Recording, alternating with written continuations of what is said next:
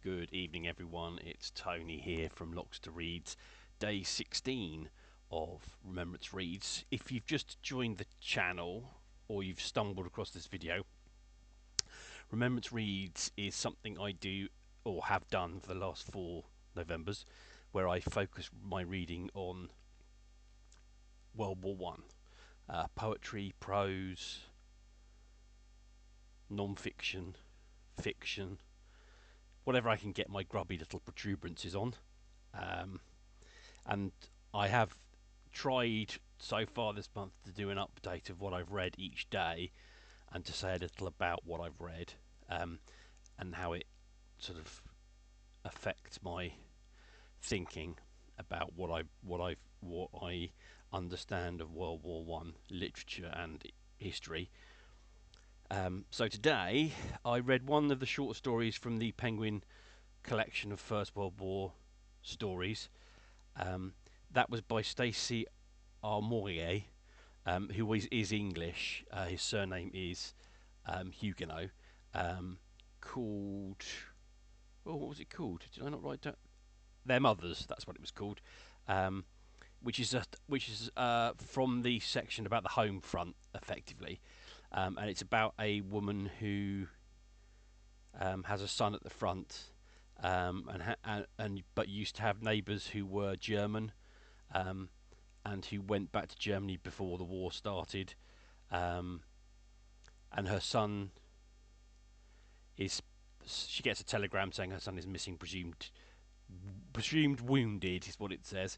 And it's the story of that woman and her understanding and her way of seeing the world.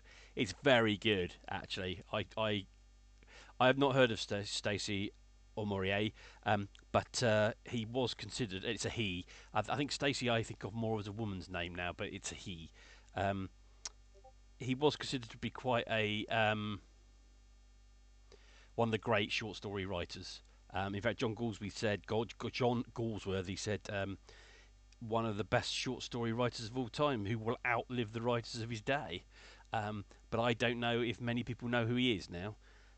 Based on this short story, I would like to read more of his stuff, which I will. There are a couple of collections available because it's all out of copyright, so people have been pumping out stuff.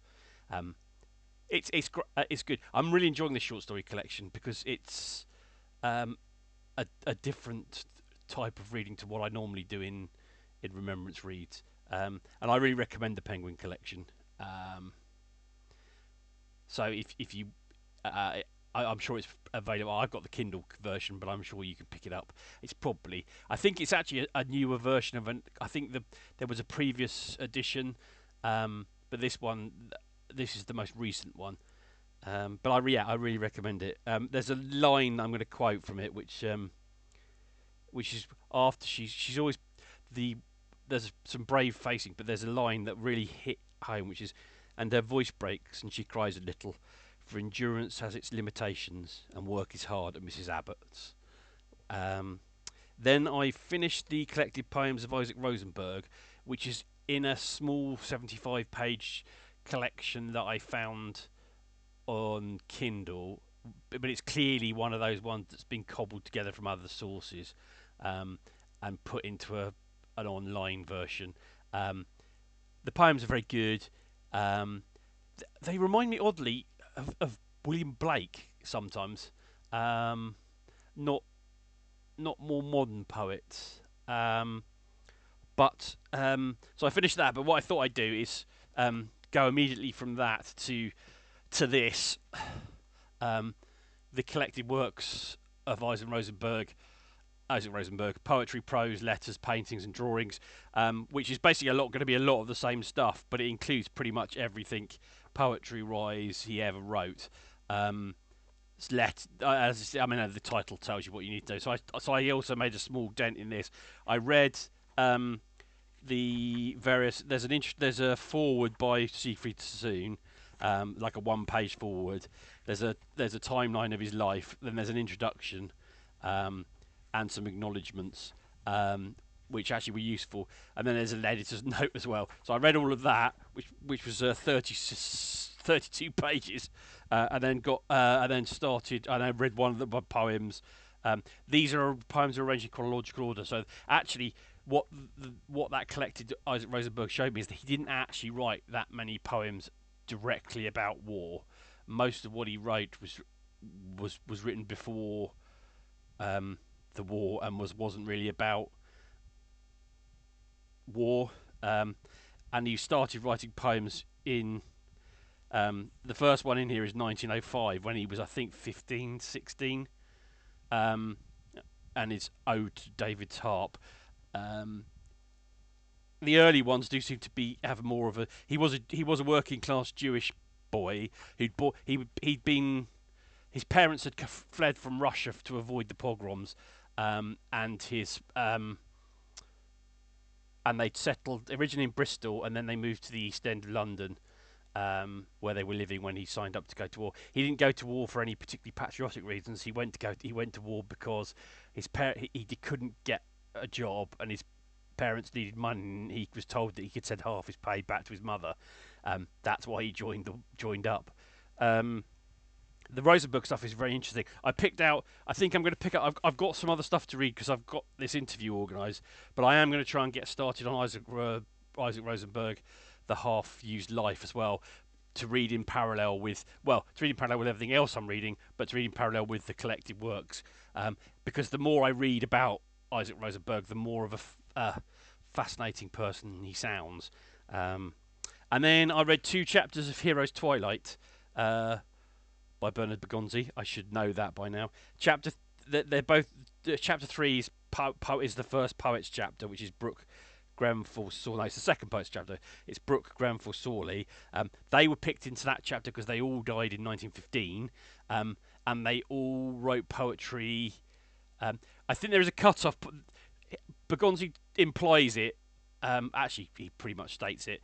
I think it as well. There is a line in the sand that is the Somme. And poetry before the Somme is different to poetry after the Somme, and like Brooke, Grenfell, and Sawley all wrote a different type of poetry to what came after. Although, as Blunden says, that Brooke, if he'd lived to march into the horrifying Battle of the River Ancre with his surviving companions of the Hood Battalion in the deep winter of 1916, would have contrived to write sonnets or other poems in the spirit of the 1914 sonnets, is something I cannot credit, because there was a pre-war group of poets called the Georgians, who were they're called that because I think they were gathered together in a poetry collection edited by Edward Marsh called Georgian Poetry in 1912, and it's seen quite as quite old-fashioned, like a hangover from Victorian sort of romanticism, but at the time it was seen to be a little bit more radical because the language was a bit more direct, and the subject matter was a bit more normal. It wasn't pretentious, and that tradition really rolls into the early poetry of World War One, and a lot of that, and it has an effect on almost all the poets, even to the end. But it's the sort of fashionable. Is fashionable the right word? The sort of en vogue trend in poetry before the war, and he talks about Brooke. I mean, Brooke, as he says, Brooke became like a legend, and the Brook of it's very hard to analyse his poetry without the legend around it.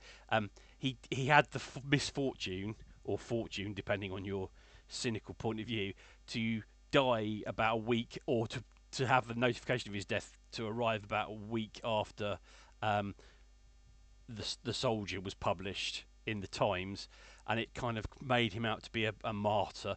The fact that he looked, I mean, there's no way to pussyfoot around this. He was a gorgeous looking man, and there was a photograph of him that was handed about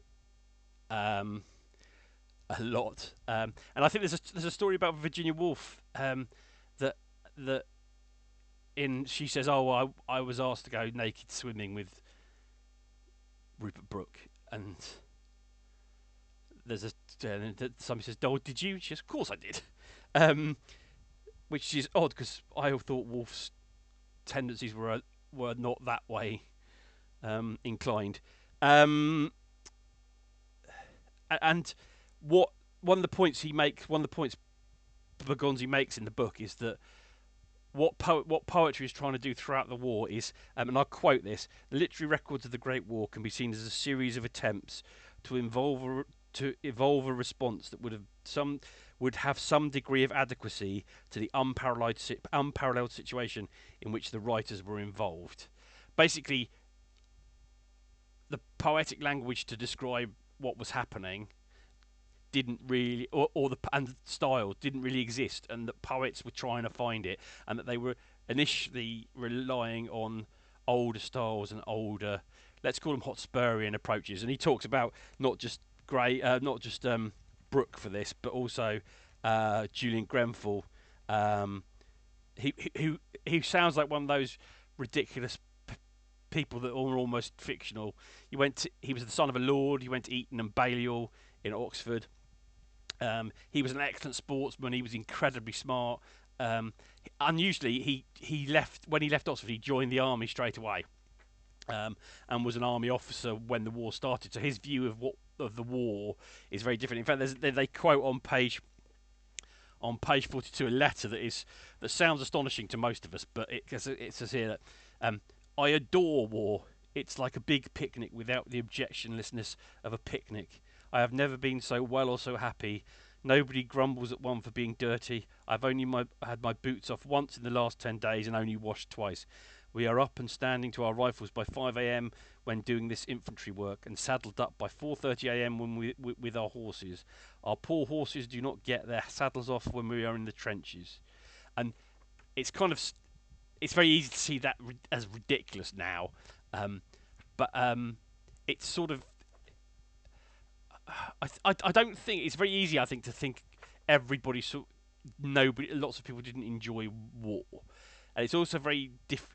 I think I think it's Fussell points out as well, the difference in conditions between your daily life at home and your daily life in the trenches is not as big a gap if you are poor, and you live in the East End of London, say, in poverty, than they are if you're the posh son of a lord.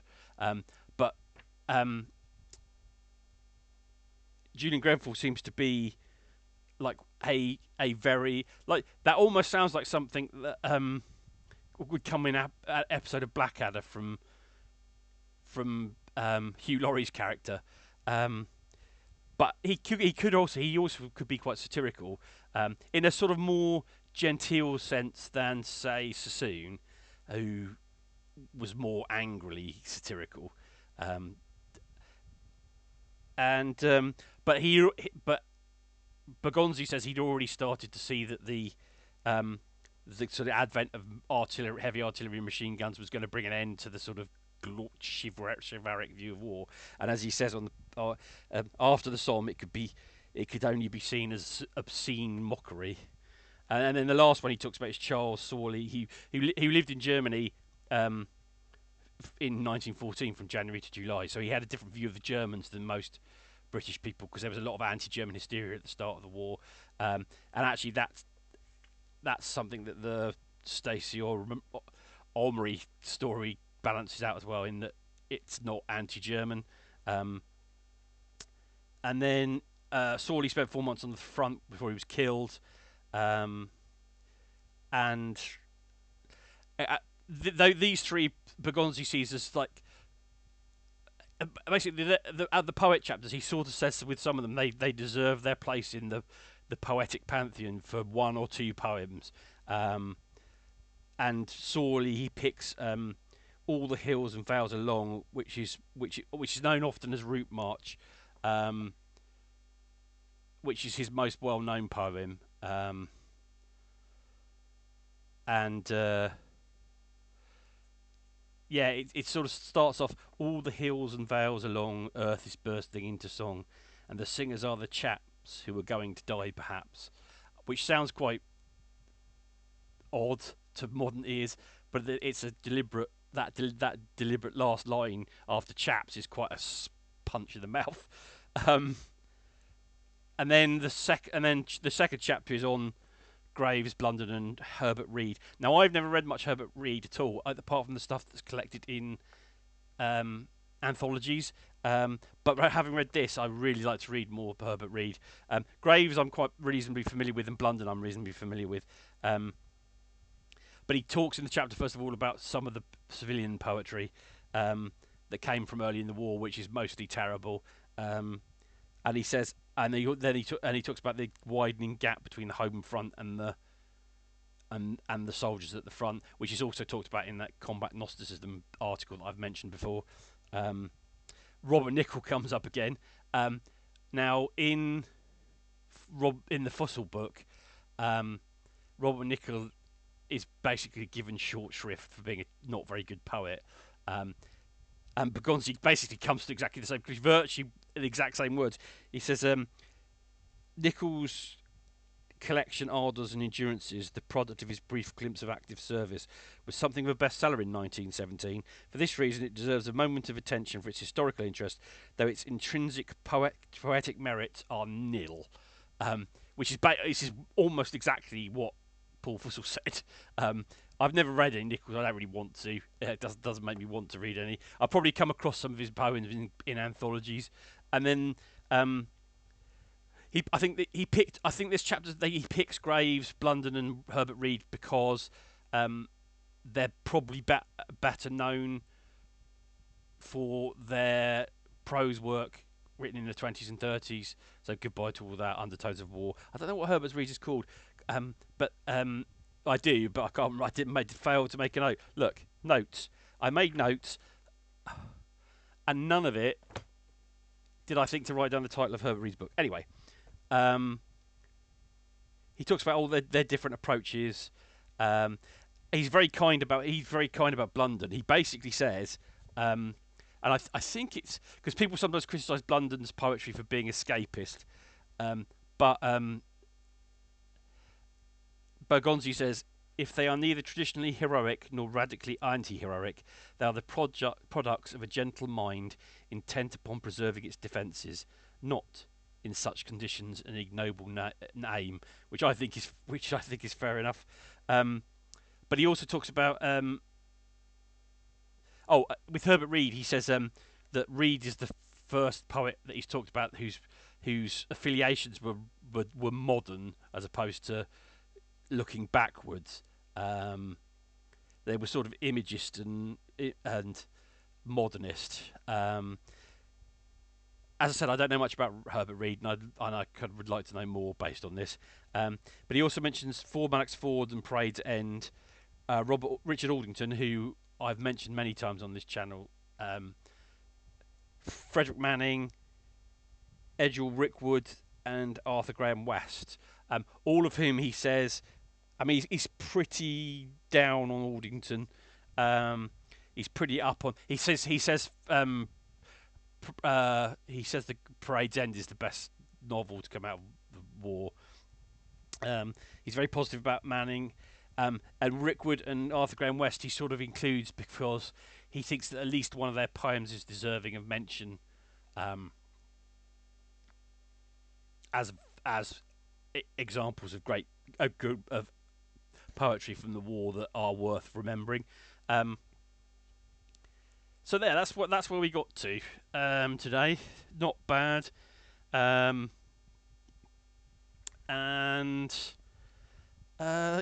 I don't think I have any more to add. This is almost 20 minutes long. This is what happens when I actually make proper notes. So tomorrow is day 17. Please like, subscribe, comment. I put my Ko-Fi on here, Ko-Fi link on here. So if you want to send me some money, I would greatly appreciate it. If you don't, I perfectly understand. I am now going to start preparing for the interview that I'm doing on the 24th. That probably won't go up on the 24th. It'll probably go up on another day, but before the end of November. I've never done an interview with anybody. Well, not recently, and so I'm slightly nervous about that. But we'll see how it goes. And on that note, I will stop and let you get on with your lives. Goodbye.